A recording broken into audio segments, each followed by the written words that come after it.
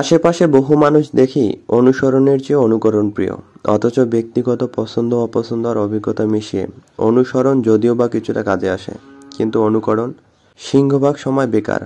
যদিও যে কোনো বিষয়ে অনুকরণ ওই বিষয়ে হাতেখড়ি, প্রাথমিক শিক্ষা অথবা মৌলিক শিক্ষা পর্যন্ত হলে ঠিক আছে, কিন্তু এরপরে সচরাচর সেটা আর কাজে আসে না। অথচ বহু মানুষকে দেখি অপরের দেখা দেখি সেটাই হুবহু করার চেষ্টা করেন।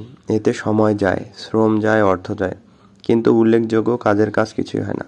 আপনাকেই বলছি, আপনি যা আগেই দেখেছেন, শুনেছেন, বুঝেছেন, তাতে কি পুনরায় সময়, শ্রম, অর্থ দেন? হয়তো নতুন কিছু না পাওয়ায় কয়েকবার দিয়ে থাকেন, কিন্তু বারবার না।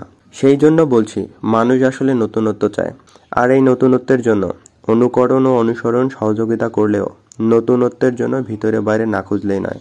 বিবেচনা করে দেখলে কথাটা বহু জায়গায় প্রযোজ্য।